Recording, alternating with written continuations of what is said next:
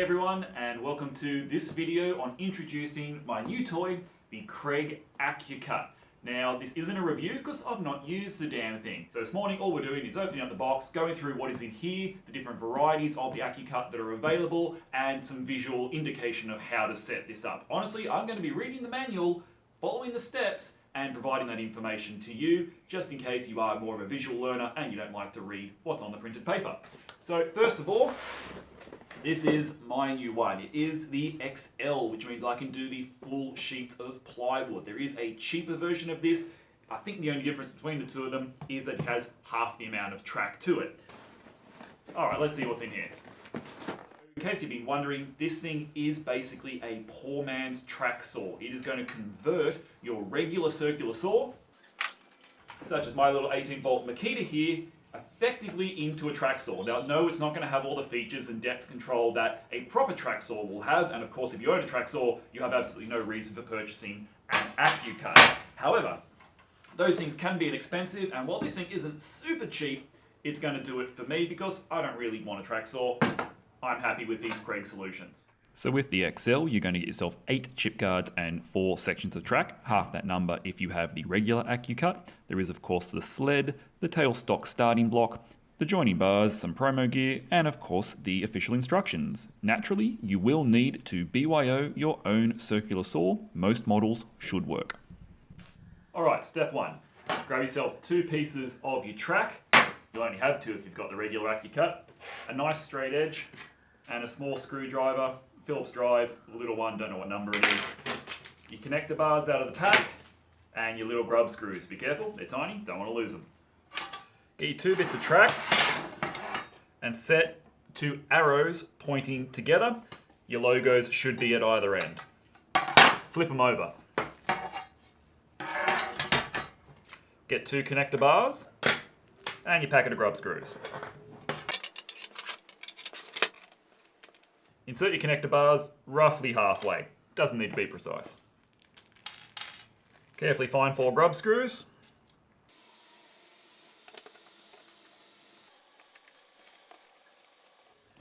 Grab your second piece of track. Slide them in together. Now they're going to be pretty close, but you want to get a good straight edge. I'm using my carpenter's square here, but anything straight will do. Or you can just really feel it. You're trying to get these dead flush. And also, push those in nice and tight together too. Once you're happy with the fit, whack those grub screws in. And then of course, if you've got the XL and the 2 sets of tracks, repeat those steps exactly the same for your other section. Now, you might be wondering, why do I want the XL over the regular Accu-Cut? Well, this is why. I knew I kept this dual tape measure for a reason. One set of tracks is coming in at 1350 millimeters or 53 inches. So a touch over 4 foot in the old measurements, or a touch over half a sheet of your standard MDF and plywood. In other words, if you only have the Accu-Cut, you're not going to be able to rip a full length of sheet goods. That's where the XL comes in, because it then gives you over the 8 foot or 2 meters that you need to create that cut successfully in one pass.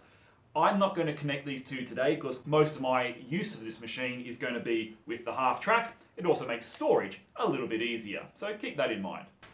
Just to show you how long the XL is, that's it. It only just fits on screen, and of course my joint is going to be between the 2 sections. And here's an important difference between assembly of the XL and the regular Accu-Cut. It has to do with the positioning of these adhesive guide strips. I'll show you what I mean. Come a bit closer. So this is the join of my XL. I've got 2 tracks either side. On the regular Accu-Cut, you'll only have the 1. And you want to start this process in the middle. I haven't secured these yet, but imagine they are. These are the adhesive strips. They're going to be what protects your wood from the blade, chip guards, if you will. Start in the middle, either of the XL, the 2, or the individual of the 1. The reason you want to start in the middle is this is where you're going to pull your thing apart for storage potentially, and you want those 2 chip guards lined up. So when we stick these down, they're going to be exactly in the center. Why is that important? Well, take a look here.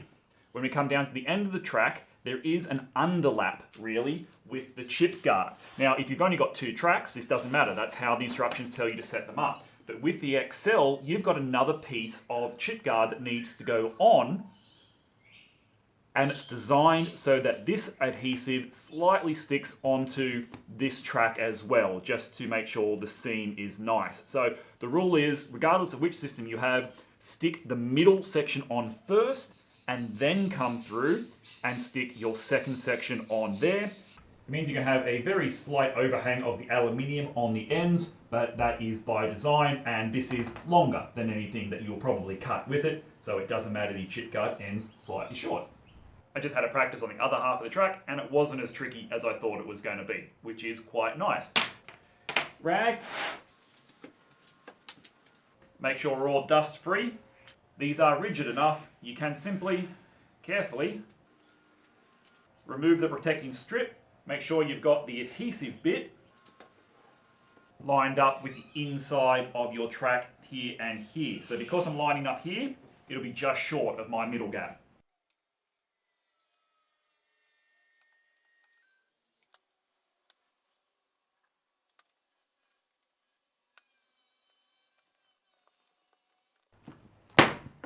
Press it down nice and firmly. And now I can stick my other ones on here for the XL, giving me the overlap I need. Make sure there are no gaps in between your 2 sets of track.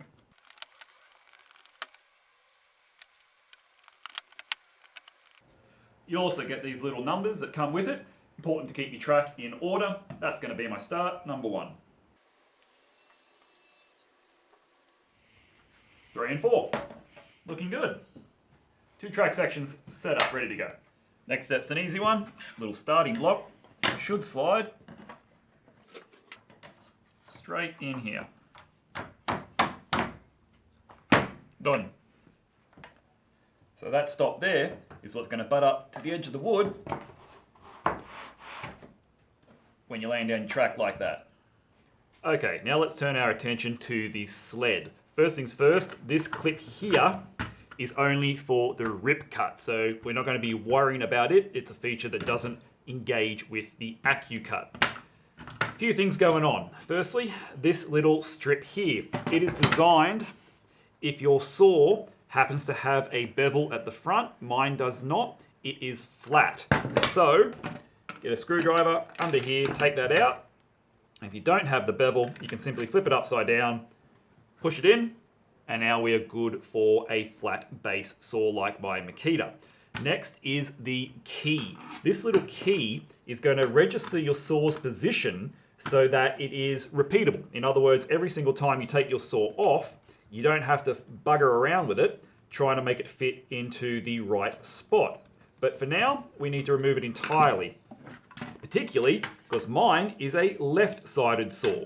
You will notice we can also use the right-sided saw too, but I'm going to have to put my key over there, but it serves another function. So for now, nut comes off, key comes out. We'll reinstall that shortly. Now, on that, I have had reports on my rip cut video that not every single saw will work with this sled. I think the vast majority will. Obviously, my Makita does, but I have had some people saying it just couldn't get it to work. So do watch that and see if you can Google on the Kreg site if your saw is going to be compatible with the sled or not. All right, so now this is the tricky bit. We have to position our saw so that it hits the chip guard correctly. The first cut we make, we're actually going to knock about 1 millimeter off this guard in order to have 0 clearance with your particular saw. And it's just a tiny bit fiddly to get that sorted. So that's how it's going to slide along, nice like that. And my saw, being left, is going to sit in there like this. What we're trying to do is position the blade just about there. So you can see on the first cut, my blade is going to take 1 millimeter off the edge of this chip guard to make it 0 clearance. And also we want the blade to return to that exact spot every single time we reinstall the saw, or you're going to have a really bad day. Make sure that the saw is firmly pushed up against the front of the sled and that you are sitting properly in the tracks. Grab your nut and your registration key from earlier. You can go in two orientations. That way, if you need it deeper, I think I'll get away on the shallow side, just like this. And then we will lock that into position. So that's our registration. When the saw comes out, it will return to that exact spot. Now let's double check. Saw should register against this corner. These arms are what you're going to use to lock it down. Now notice there are second positions. So if your saw is a little bit small, mine just reaches, but if you can't reach, you can move these to accommodate a slightly smaller base.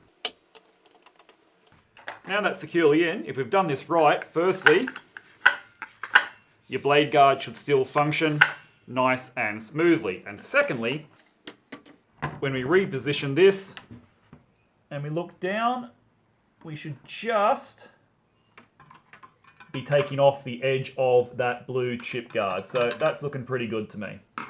Next bit's nice and easy. I need to swap around the position of these two cursors. Now this one again is actually only for the rip cut, so you can just take that off entirely if you want. This one we do need, and this is simply a little registration mark that goes onto here, and you line up with the center of this track in my case. Just as a quick guide so you know where to drop the thing on. Okay, time to make the inaugural cut. As we said, I'm going to go through the chip guard here just a little bit, so that'll be flying off, but that will only happen once. The Accu-Cut claims that with the slip resistant pads at the bottom, you don't need a clamp. That's going to have to wait to be tested on a future project because this board definitely does. It's bent. The reason I'm using it for this is because it's a bit of scrap and I want to take out this little groove here so that maybe I can recycle it in the future. But they do sell a specialty clamp for this. I don't have one. It can be used in situations like this, but hopefully with a flatter piece of wood, all that wobble would be eliminated. I'm not terribly fussed about this, so all I'm going to do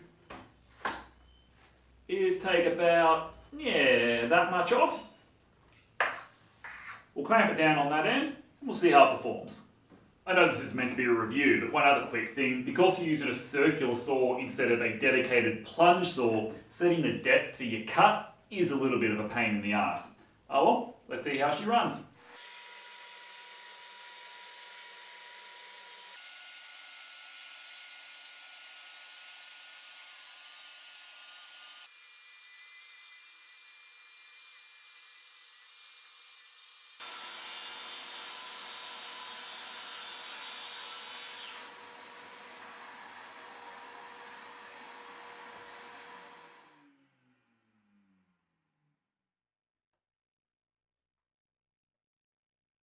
Well, there you go. My Accu-Cut XL is now all set up, and hopefully if you followed these steps, yours will be too, with very little fuss, pain and bother.